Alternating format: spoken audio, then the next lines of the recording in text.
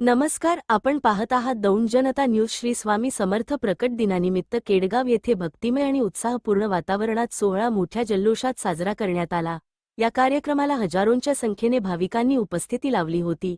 सकाळपासूनच मंदिर परिसरात भाविकांची मोठी गर्दी पाहायला मिळाली.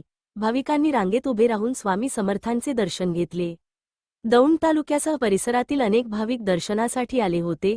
सायंकाळी कीर्तनाचा कार्यक्रम ठेवण्यात आला होता, ज्यामध्ये भाविक मोठ्या संख्येने सहभागी झाले होते. कीर्तनामुळे संपूर्ण परिसर भक्तिमय वातावरणात न्हाऊन निघाला. यानंतर स्वामी समर्थांची महाआरती घेण्यात आली. यावेळी जय जय स्वामी समर्थच्या जयघोषाने परिसर दुमदुमून गेला.